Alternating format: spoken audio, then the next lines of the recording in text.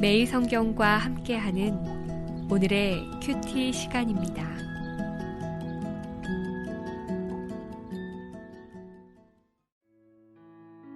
(8월 24일) 오늘의 말씀은 시편 68편 1절에서 18절입니다. 하나님이 일어나시니 원수들은 흩어지며 주를 미워하는 자들은 주 앞에서 도망하리이다. 연기가 불려가듯이 그들을 몰아내소서. 불 앞에서 미리 녹음같이 악인이 하나님 앞에서 망하게 하소서. 의인은 기뻐하여 하나님 앞에서 뛰놀며 기뻐하고 즐거워할지어다. 하나님께 노래하며 그의 이름을 찬양하라. 하늘을 타고 광야에 행하시던 일을 위하여 대로를 수축하라. 그의 이름은 여호와이시니 그의 앞에서 뛰놀지어다. 그의 거룩한 처소에 계신 하나님은 고아의 아버지시며 과부의 재판장이시라. 하나님이 고독한 자들은 가족과 함께 살게 하시며 갇힌 자들은 이끌어내사 형통하게 하시느니라. 오직 거역하는 자들의 거처는 메마른 땅이로다. 하나님이여, 주의 백성 앞에서 앞서 나가사 광야에서 행진하셨을 때에 셀라. 땅이 진동하며 하늘이 하나님 앞에서 떨어지며 저 신의 산도 하나님 곧 이스라엘의 하나님 앞에서 진동하였나이다. 하나님이여, 주께서 흡족한 비를 보내사 주의 기업이 곤핍할 때에 주께서 그것을 견고하게 하셨고 주의 회중을 그 가운데에 살게 하셨나이다. 하나님이여, 주께서 가난한 자를 위하여 주의 은택을 준비하셨나이다. 주께서 말씀을 주시니 소식을 공포하는 여자들은 큰 무리라. 여러 군대의 왕들이 도망하고 도망하니 집에 있던 여자들도 탈취물을 나누도다. 너희가 양 우리에 누울 때에는 그 날개를 은으로 입히고 그 깃을 황금으로 입힌 비둘기 같도다. 전능하신 이가 왕들을 그 중에서 흩으실 때에는 살몬의 눈이 날림 같도다. 바산의 산은 하나님의 산이며 바산의 산은 높은 산이로다. 너희 높은 산들아, 어찌하여 하나님이 계시려 하는 산을 시기하여 보느냐. 진실로 여호와께서 이 산에 영원히 계시리로다. 하나님의 병거는 천천히요 만만이라. 주께서 그 중에 계심이 신의 산 성소에 계심 같도다.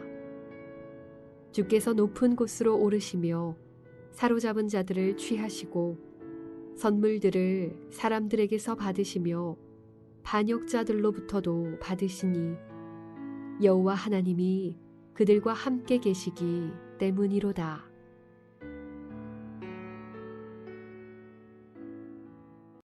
시편 68편 1절에서 18절 말씀을 함께 묵상하겠습니다. 시편 68편을 읽으시면 통일된 주제로 내용을 이해하기 어려우실 것입니다. 학자들은 시편 68편을 시편 중에 가장 이해하기 어려운 시편이라고들 합니다. 여러 형식과 내용이 혼재해서 구성되어 있기 때문입니다. 하지만 곰곰이 묵상하시면 하나의 주제를 보실 수 있을 것입니다. 그것은 출애굽시킨 하나님의 승리를 노래하는 것입니다. 정확한 역사적 배경을 찾기 어렵지만 시온산을 향해 올라가면서 부른 승리의 노래를 상상하시면서 읽으시면 좋을 것 같습니다. 또 한 가지 이 시편 68편은 바울이 에베소서 4장 8절에서 11절에 예수 그리스도의 승천을 노래하는데요. 그 인용 구절이 바로 이 시편 68편에 있습니다. 특히 주의 강림과 승천, 왕국의 교리를 이 시편을 통해서 발견하기도 했죠. 그러니 시온성에 올라가면서 부른 이 승리의 찬가는 신약 백성인 우리들이 이 땅을 살면서 부르는 승리의 노래이기도 합니다. 또한 주의 재림 때에 부를 영광의 찬송이기도 하지요.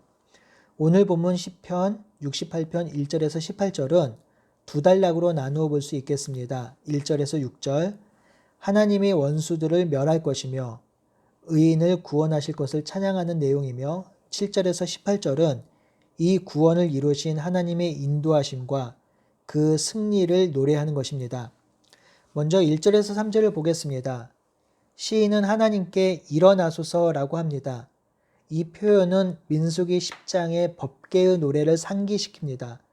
이전에 광야에서 이스라엘을 인도하시고 승리를 주신 하나님께서 지금 다시 일어나셔서 주의 백성을 인도해 달라는 강구이지요. 시인은 하나님이 일어나시면 벌어질 일들을 노래합니다. 하나님이 일어나시면 원수들을 흩으시고 원수들을 도망가게 할 것이라고 노래합니다. 2절은 원수 대적을 연기와 밀랍에 비유하며 하나님이 일어나시면 연기같이 악인이 사라지고 밀랍이 불 앞에 녹음같이 사라질 것이라고 합니다. 또한 3절의 의인들은 하나님의 일어나심을 기뻐하고 하나님 앞에 뛰놀며 즐거워하고 기뻐할 것이라고 하지요. 하나님이 일어나시면 악인이 멸절되고 의인은 구원을 누리며 이 하나님이 행하실 심판과 구원을 기뻐하라고 찬양하라고 하고 있는 것입니다. 4절에서 6절은 하나님의 일어남은 악한 자를 심판하는 것도 있지만 가난한 자를 도우심도 있음을 알려줍니다. 4절은 하나님께서 이 땅에 임재하시는 모습을 연상하게 합니다. 하늘을 타고 광야를 행하신다고 하지요. 이 광야를 구름으로도 읽을 수 있습니다. 그러면 하나님이 구름 타고 오시는 것으로 이해할 수 있겠지요. 또한 구름을 타는 자는 바알신의 칭호이기도 합니다. 그러니 이 칭호를 사용하는 것은 바알이 참신이 아니라는 의도도 같이 있습니다. 또한 시인은 대로를 수축하라고 하지요. 대로를 수축하라는 문자적인 의미는 하나님을 높이다라는 뜻이 있습니다. 그러니 하늘에서 이 땅에 진정한 풍요를 가져다 줄 분이 오시니 그 하나님을 높이고 그 앞에서 뛰놀라고 하지요. 시인은 또한 그 하나님이 고아의 아버지시며 과부의 재판관이라고 합니다. 하나님이 심판하시고 구원하신 하나님이라고 하다가 갑자기 고아와 과부의 하나님이라고 하는데요.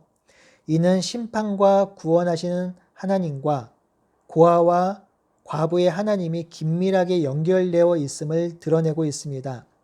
진정한 왕은 고아와 과부와 연약한 자, 약자를 돌보는 왕입니다.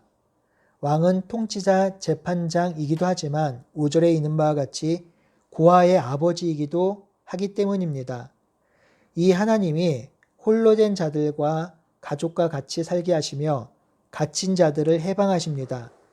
이는 하나님의 성품을 그대로 반영하지요. 이 놀라운 사역을 행하신 분이 바로 예수 그리스도입니다. 예수께서 가난한 자들에게 자유를, 포로된 자들에게 해방을 선포하신 것이죠. 7절에서 10절은 하나님께서 광야에 단비를 내려주셨음을 노래합니다. 7절에 하나님이 백성 앞에 나가다, 광야에서 행진하다, 땅이 진동하다, 또한 시내산도 진동한다. 이러한 표현은 출애굽 당시 광야에서 하나님이 대적을 무찌르시던 모습을 연상케 합니다. 뿐만 아니라 사사기 5장 4절에서 5절에 사사 드보라가 전쟁을 하는데요. 이 본문이 그 전쟁의 모습을 표현하고 있습니다. 8절은 자연 현상을 통해 하나님의 임재를 보여줍니다. 지진과 비, 폭풍은 하나님의 임재를 드러내는 표현이지요. 이 하나님께서 이스라엘을 승리케 하셨습니다. 뿐만 아니죠. 9절에서 10절은 하나님이 흡족한 비를 내려주셔서 이스라엘 백성을 먹여 살리셨다고 하지요. 흡족한 비는 늦가을에 오는 폭우인데요. 이 비는 땅을 풍요롭게 하고 다음 해의 농사를 가능하게 합니다. 히브리서의 표현을 빌리자면 때를 따라 돕는 은혜를 주신 것이죠. 그런데 이 흡족한 비를 주셔서 풍요케 하심은 모든 백성들 그리고 또한 가난한 백성들도 함께 먹이려고 하신 것입니다. 소수가 잘 먹고 풍요롭게 살기 위해서 흡족한 비를 주신 것이 아님을 우리는 분명히 기억해야 합니다. 11절에서 14절은 분위기가 다시 바뀝니다. 11절에서 14절의 배경은 7절에 잠시 언급되었던 드보라의 전쟁 이야기를 암시합니다. 12절의 군대의 왕들은 드보라와 전쟁했던 시스라와 함께 이스라엘을 공격했던 가나안 왕들입니다. 이 전쟁에서 드보라의 군대보다 강하고 많은 적들이 오히려 도망하고 도망갔지요. 13절의 의미는 길게 설명되어야 하는데요. 13절 상반절에 너희가 양 우리에 누울 때라는 표현은 여사사 드보라도 전쟁을 하는데 르우벤 지파가 자신의 임무를 수행하지 않아 질책하는 것으로 볼 수 있고요. 하반절에 그 날개를 은으로 입히고 그 깃으로 황금을 입힌 비둘기 같도다라는 의미는 르우벤 지파와 달리 전쟁에 참여한 사람들이 큰 전리품을 얻게 된다는 뜻으로 이해하면 좋겠습니다. 14절도 아주 긴 해석이 필요한데요. 실제로 살몬은 눈이 내리지 않습니다.